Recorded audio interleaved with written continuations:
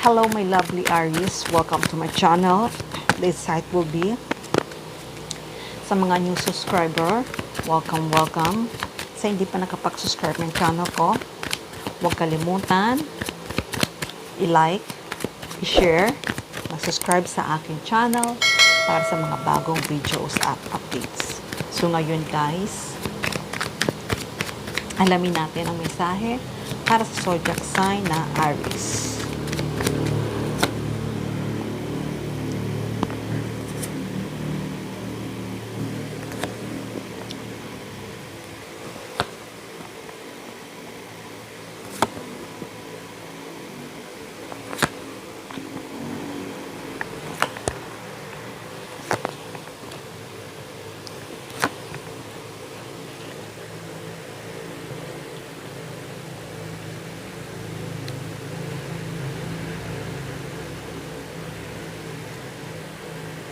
Okay, Aries. Sa nakikita ko ay may isang taong magta-travel at handa nang pumunta para sa'yo. Kasi itong tao na to ay hindi ito makatulog. Iniisip ka nito ngayon. Iniisip ka lagi nito ngayon. Kasi maaari na kayong dalawa ay magkalayo sa ngayon, or kung hindi naman nagkaroon kayo ng misunderstanding para sa isa't isa. Pero kung ano man yung pain na nararanasan nyo sa inyo ngayon ay ito ay end na. Kaya ngayon ay itong tao na to ay napaka-quiet sa ngayon. Gusto niya muna mag-relax kasi nag-iisip siya kung papaano ito makikipag-ayos sa'yo at babalik ito para sa'yo. At naghahanap din siya ng paraan kung ano ang mga gift o regalo na ibibigay niya para sa iyo. Nag-iisip siya kung ano nga ba ang mga gift na ibibigay niya para sa iyo. Kasi itong tao na to, ayaw ka nitong mawala sa buhay niya. Kaya itong tao na to, sinabi ko nga sa iyo na itong tao na to ay aayusin niya kung ano man na hindi niyo pagkakaintindihan.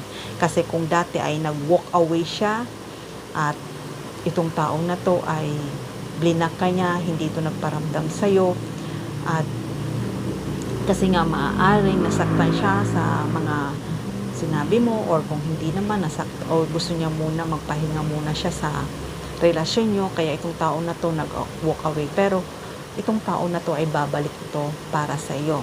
Gusto nitong tao na to makipag-reconciliation sa iyo. Aayusin niya kung ano man yung arguments ang nangyari sa inyong dalawa.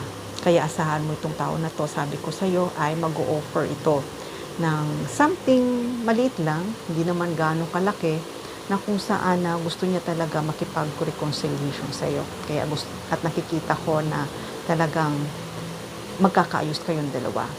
Kaya kung dati itong tao na to ay hindi kanya kayang ipagtanggol at hindi pa siya handa makipag-commitment, pero this time ay handa na siyang makipag-commitment sa iyo. Kasi maaaring na-realize niya na may mali din siya, na-realize niya na talagang importante ka para sa kanya. Kaya itong tao na to ay handa na to mag-invest, handa na to na makipag-commitment para sa iyo. Dahil nga itong tao na to, kahit nagkahiwalay kayo, hindi naman totally break up. Kahit na ang ibig sabihin ko nagkahiwalay, hindi nawala yung communication nyo, nagkaroon kayo ng cool off, pero itong tao na to ay sobra ang pagmamahal nito para sa iyo. Kaya huwag mong isipin na kinalimutan ka na nitong tao na to. Diba sinabi ko sa yung tao na to, namimiss ka na nito at hindi ito makatulog sa iyo, dahil itong tao na to ay mahal na mahal ka nitong tao na to. Sobra ang pagmamahal nitong tao na to sa iyo. Kaya sa pagbabalik nitong tao na to, gusto niya talaga mag-offer, double yon. Gusto niya mag-offer sa iyo na magsimula ulit kayo, at i-offer niya talaga na ngayon ay gusto niya magsimula ng bagong relasyon. Kung ano man yung hindi niyo na pagkasunduan dati, ay this time ay gusto niya na magkaroon kayo ng pagbabago. At itong offer na to, nakikita ko na ayusin niya na. aayusin niya ng mabuti ang iyong pagsasama. At nakikita ko naman sa pagbabalik nitong tao na to, nakikita ko ay talagang magkakaroon kayo ng long-term relationship. Kaya, kung inaasahan mo wala kayong communication, itong tao na to ay talagang handa na to makipag-communicate sa'yo. Kaya kung naghihiling ka na magkita pa kayong dalawa, itong tao na to ay makikita pa kayong dalawa na magiging masaya ka. Dahil itong tao na to ay talagang ikaw din ang pangarap niya na makasama. Kahit nga na natagalan yung communication yung dalawa, pero this time itong tao na to ay handa na to. Handa na to makipag-reconciliation sa'yo. Hindi na siya natatakot o kung ano man sabihin ng ibang tao, hindi na siya natatakot dahil na-realize niya na ikaw talaga ang gusto niyang makasama. Kaya ngayon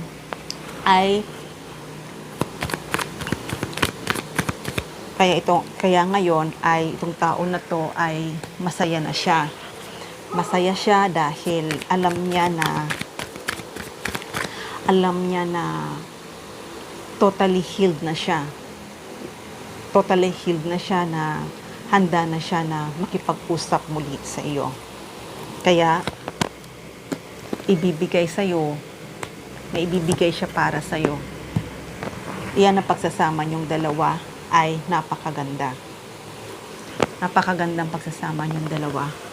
Itong ibibigay niya sa'yo, maaaring bigyan ka nito ng bahay o maaaring itong tao na to ay magpakasal kayong dalawa at nakikita ko na siya talaga ang makakatuluyan mo.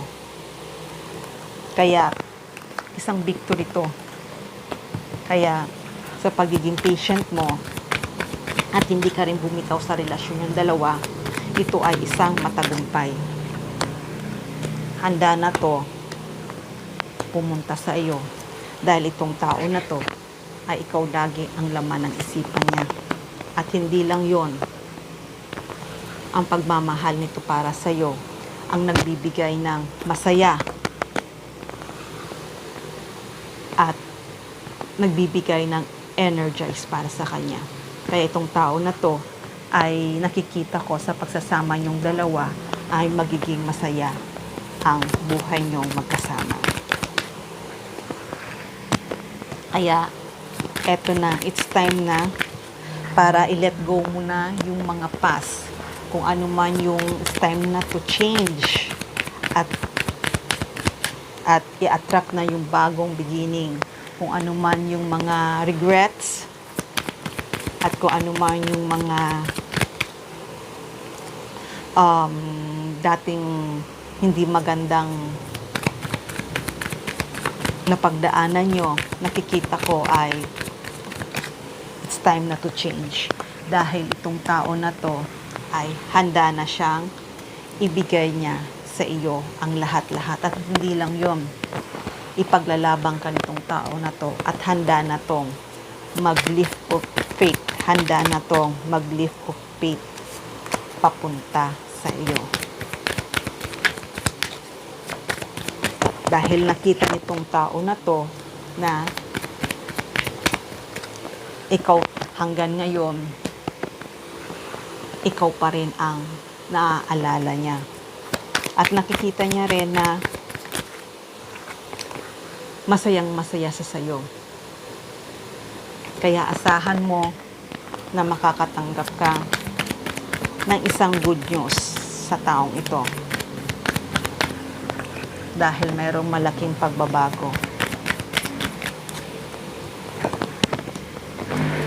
Itong pagbabago na to ay magti-take action na siya. Magti-take action na siya.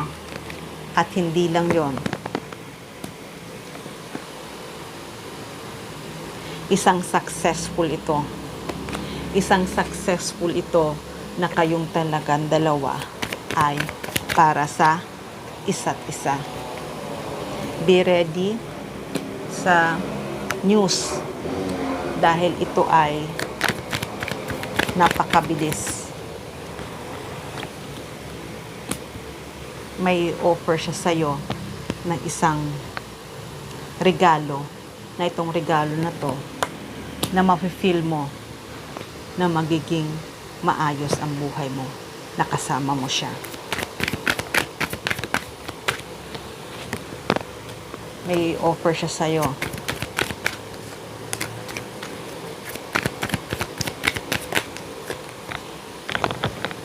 Kaya, huwag kang magda-doubt dahil itong i-offer niya para sa'yo ay napakaganda. Dahil itong tao na to, kahit saan siya pumunta, ikaw ang laman ng isipan niya. At nakikita ko rin na mahal ka nitong tao na to. At siya talaga ang taong makakasama mo.